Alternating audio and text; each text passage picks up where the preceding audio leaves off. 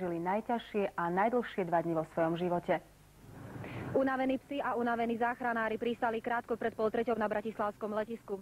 Vedúci skupiny Marian Fabuš povedal, že skladá klobúk pred týmto tímom slovenských záchranárov a záchranárok. Toľko nešťastia, čo som videl tam, že tí úpenlivé pohľady ľudí, viete, keď sme chodili s obsami hľadať, najťažší zážitok snáď bol, keď jeden z našich členov pes mu nachádzal osobu, značil mu teda, že je tá mŕtvá osoba, tak sa preplazil, tak išiel, preliezol, sa usvedčil teda, že či tam niečo je.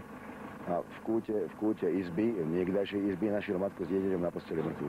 Bohužiaľ, našli sme 20-ročnú slečnu, bola mŕtva a jej rodinný príslušník išiel so mňou, lebo veľmi prosil, aby sme mu to ako pozreli, či ešte žije, no, že bohužiaľ už bola zavolená panelom, bola mŕtva, jen tam nohy len trčali v nohaviciach, sme videli. Takže, ale on sa uspokojil. Keď vedel, že už je mŕtva, tak už bol spokojný. Bol tam strašný zápach, smrad od tých mŕtvol a tá nasledla chuť, ktorá bola z tých mŕtvol, tak ste to cítili v nose, v kúse, všade. Keď nájde pes živého, tak sa teší. Ale keď pes nájde mŕtvého, tak že neštekali, ale zostávali stáť, líhali si.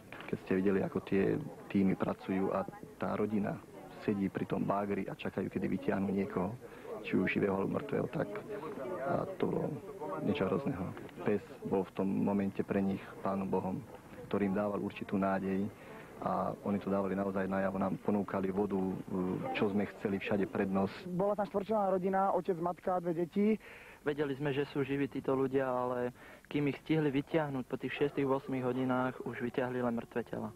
Tí ľudia boli zlatí, tí videli v našich psov bohov, tí by im dali všetko, čo mali. To aj to posledné zobrali, mal tam vodu, zobral takto z rúk, mu dal piť. Ale osvedčili sa televízia Markíza, Danica Klajnová.